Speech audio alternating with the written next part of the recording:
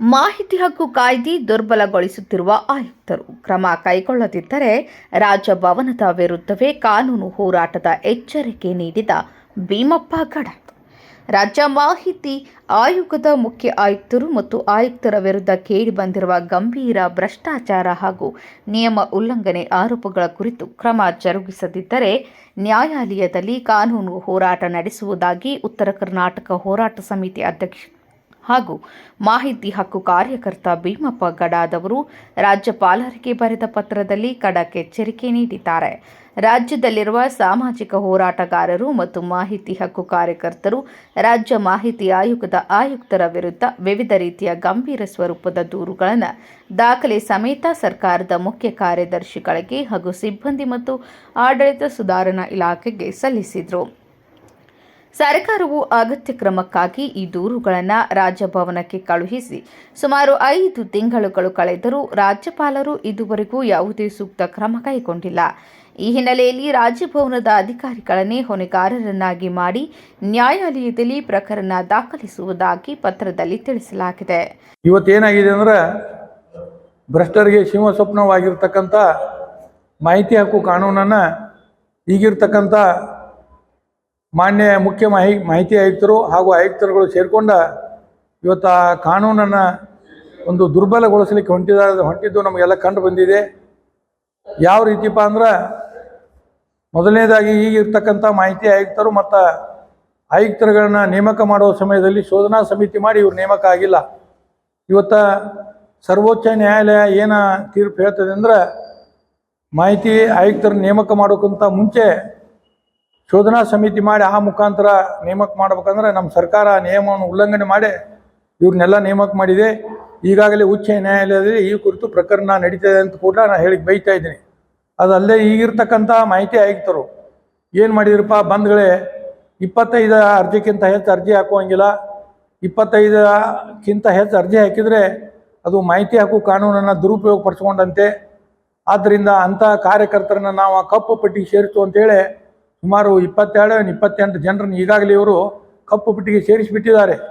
ಆದರೆ ನಾನು ಕೇಂದ್ರ ಮಾಹಿತಿ ಆಯೋಗಕ್ಕೆ ಒಂದು ಅರ್ಜಿಯನ್ನು ಸಲ್ಲಿಸಿ ಈ ರೀತಿ ಕಪ್ಪು ಪಟ್ಟಿಗೆ ಸೇರಿಸಲಿಕ್ಕೆ ಅವಕಾಶ ಇದೆಯಾ, ಅದಲ್ಲದೆ ಒಬ್ಬ ಅರ್ಜಿದಾರ ಇಂತಿಷ್ಟೇ ಕೇಳ್ಬೇಕಂತ ಏನಾದರೂ ಅದಕ್ಕೆ ನಿಯಮ ಇದೆ ಅಂತ ಕೇಳಿದ್ರೆ ಕೇಂದ್ರ ಮಾಹಿತಿ ಆಯೋಗ ಹೇಳ್ತು ಆ ರೀತಿ ಯಾವುದೇ ನಿಯಮಾವಳಿ ಇಲ್ಲ, ಅದಲ್ಲದೆ ಕಪ್ಪು ಪಟ್ಟಿಗೆ ಸೇರಿಸಲಿಕ್ಕೆ ಕೂಡ ಅವಕಾಶ ಇಲ್ಲ ಅಂತೇಳಿ ನಮಗೆ ಕೇಂದ್ರ ಮಾಹಿತಿ ಆಯೋಗ ಏನು ದಾಖಲೆಗಳು ಕೊಡ್ತು ಅವನ್ನೆಲ್ಲ ದಾಖಲೆಗಳ ಸಮೇತವಾಗಿ ನಾನು ಮತ್ತು ರಾಜ್ಯದಲ್ಲಿರ್ತಕ್ಕಂಥ ಬೇರೆ ಬೇರೆ ಮಾಹಿತಿ ಹಕ್ಕು ಕಾರ್ಯಕರ್ತರು ಸುಮಾರು ಈ ಆಯುಕ್ತರ ನಡವಳಿಕೆಗಳ ಬಗ್ಗೆ ದೂರುಗಳನ್ನು ಕೊಟ್ಟಿದ್ದರು.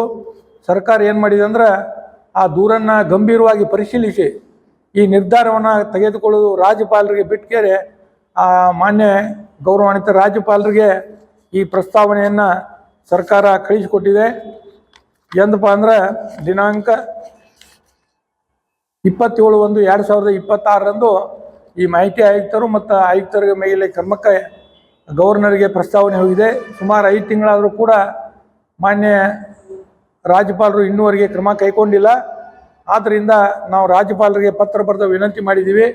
ಈ ಒಂದು ಮಹತ್ವದ ಕಾನೂನಿನ ಕಾರ್ಯವನ್ನು ನಿರ್ವಹಿಸ್ತಕ್ಕಂಥ ಮುಖ್ಯ ಆಯುಕ್ತರು ಮತ್ತು ಆಯುಕ್ತರುಗಳ ಮೇಲೆ ಕಾನೂನು ರೀತಿ ಕ್ರಮ ಕೈಗೊಳ್ಳದೇ ಇದ್ದಲ್ಲಿ ನಾವು ನ್ಯಾಯಾಲಯದ ಮುಖಾಂತರ ಕಾನೂನಾತ್ಮಕ ಹೋರಾಟ ಮಾಡ್ತೀವಿ ಅಂತೇಳಿ ರಾಜ್ಯಪಾಲರಿಗೆ ಪತ್ರವನ್ನು ಬರೆದು ವಿನಂತಿಸಿದ್ದೀವಿ. ಆದ್ದರಿಂದ ಒಂದು 15 ದಿವಸದಲ್ಲೇ ಇವತ್ತೇನಾದರೂ ಆಯೋಗ ರಾಜ್ಯಪಾಲರು ಕ್ರಮ ಕೈಗೊಳ್ಳಿದ್ರೆ ನಾವು ಕಾನೂನಾತ್ಮಕ ಹೋರಾಟ ಮಾಡ್ತೀವಿ ಅಂತ ಹೇಳ್ತಾ ಕೊನೆಯದಾಗಿ ಒಂದು ಮಾತನ್ನು ಹೇಳ್ತಾ ಇದ್ದೀನಿ. ಈಗ ಏನು ಮಾಹಿತಿ ಆಯುಕ್ತರುಗಳು ಕೇಂದ್ರ ಮಾಹಿತಿ ಆಯೋಗದ ಒಂದು ಏನು ಗೈಡ್ಲೈನ್ಸ್ ಇರ್ತಾವೆ, ಸುತ್ತೋಲೆಗಳಿರ್ತಾವೆ, ಅವನ್ನೆಲ್ಲ ಮೀರ್ಕ್ಯಾರಿ ಇವರು ಕಾರ್ಯವನ್ನು ನಿರ್ವಹಿಸ್ತಾ ಇದ್ದಾರೆ. ಅರ್ಜಿದಾರರಿಗೆ ಹೆದರಿಕೆ ಹಾಕುವಂಥ ಕೆಲಸವನ್ನು ಕೂಡ ಮಾಡ್ತಾ ಇದ್ದಾರೆ. ಆದ್ದರಿಂದ ಮಾಹಿತಿ ಆಯೋಗದಲ್ಲಿ ಏನು ಪ್ರಕರಣಗಳ ಒಂದು ವಿಚಾರಣೆ ನಡೀತಾ ಇದೆ ಅದನ್ನು ಕೂಡ ವಿಡಿಯೋ ದೃಶ್ಯಾವಳಿಗಳು ಮಾಡ್ಬೇಕಂತ ಹೇಳಿದರೆ ಕೆಲವು ಮಾಹಿತಿ ಹಕ್ಕು ಕಾರ್ಯಕರ್ತರು ಸರ್ಕಾರಕ್ಕೆ ವಿನಂತಿನೂ ಮಾಡಿಕೊಂಡಿದ್ದಾರೆ. ಒಟ್ಟಾರೆಯಾಗಿ ಈಗಿರ್ತಕ್ಕಂಥ ಮಾಹಿತಿ ಆಯುಕ್ತರು, ಮುಖ್ಯ ಆಯುಕ್ತರು ಮತ್ತು ಆಯುಕ್ತರ ಮೇಲೆ ಕ್ರಮ ಕೈಗೊಳ್ಳದಿದ್ದಲ್ಲಿ ಕಾನೂನಾತ್ಮಕ ಹೋರಾಟ ಮಾಡ್ತೀವಿ ಅಂತೇಳಿ ರಾಜ್ಯದ ಜನತೆಗೆ ಮತ್ತು ಸಾರ್ವಜನಿಕರಿಗೆ ನಾನು ಈ ಮಾಧ್ಯಮಗಳ ಮೂಲಕ ಹೇಳಿಕ್ಕೆ ಬಯಸ್ತಾ ಇದ್ದೀನಿ. ಆಡಳಿತದ ಹಿತದೃಷ್ಟಿಯಿಂದ ಸಂವಿಧಾನದ ಮುಖ್ಯಸ್ಥರಾಗಿರುವ ರಾಜ್ಯಪಾಲರು ಈ ಭ್ರಷ್ಟಾಚಾರದ ವಿರುದ್ಧ ತಕ್ಷಣವೇ ಸೂಕ್ತ ನಿರ್ಧಾರ ಕೈಗೊಳ್ಳಬೇಕೆಂದು ಆಗ್ರಹಿಸಲಾಗಿದೆ. ಮಾಹಿತಿ ಆಯುಕ್ತರ ನೇಮಕಾತಿಯಲ್ಲಿ ಸುಪ್ರೀಂ ಕೋರ್ಟ್ ನಿರ್ದೇಶನಗಳನ್ನು ಉಲ್ಲಂಘಿಸಲಾಗಿದ್ದು, ಈ ಕುರಿತು ಈಗಾಗಲೇ ಉಚ್ಚ ನ್ಯಾಯಾಲಯದಲ್ಲಿ ಪ್ರಕರಣ ದಾಖಲಾಗಿದೆ. ಒಬ್ಬ ವ್ಯಕ್ತಿಯು 25ಕ್ಕಿಂತ ಹೆಚ್ಚು ಅರ್ಜಿಗಳನ್ನು ಸಲ್ಲಿಸಿದರೆ ಅದನ್ನು ಕಾಯ್ದೆಯ ದುರ್ಬಳಕೆ ಎಂದು ಬಿಂಬಿಸಲಾಗುತ್ತಿದೆ ಮತ್ತು ನಿಯಮಾವಳಿಗಳಲ್ಲಿ ಅವಕಾಶವಿಲ್ಲದಿದ್ದರೂ 22 ಜನ ಆರ್ಟಿಐ ಕಾರ್ಯಕರ್ತರನ್ನು ಕಪ್ಪು ಪಟ್ಟಿಗೆ ಸೇರಿಸಿರುವುದಾಗಿ ಆಯುಕ್ತರು ಮಾಧ್ಯಮಗಳ ಮುಂದೆ ಹೇಳಿಕೆ ನೀಡಿದ್ದಾರೆ. ಸರ್ಕಾರಿ ನೌಕರರ ವೈಯಕ್ತಿಕ ಮಾಹಿತಿಯನ್ನು ನೀಡಲು ನಿರಾಕರಿಸುವ ಮೂಲಕ ಇಡೀ ಮಾಹಿತಿ ಹಕ್ಕು ಕಾಯ್ದೆಯನ್ನೇ ದುರ್ಬಳಕೆ ಮಾಡಿಕೊಳ್ಳಲಾಗುತ್ತಿದ್ದು, ಸಂವಿಧಾನದ ಆಶಯಕ್ಕೆ ವಿರುದ್ಧವಾಗಿ ನಡೆದುಕೊಳ್ಳುತ್ತಿರುವ ಆಯುಕ್ತರ ಮೇಲೆ ತಕ್ಷಣವೇ ಕಾನೂನು ಕ್ರಮ ಜರುಗಿಸದಿದ್ದರೆ ಹೋರಾಟವನ್ನು ತೀವ್ರಗೊಳಿಸುವುದಾಗಿ ಭೀಮಪ್ಪ ಗಡಾದವರು ಎಚ್ಚರಿಸಿದ್ದಾರೆ. Vinod Kolkar, KMM news, Belagavi.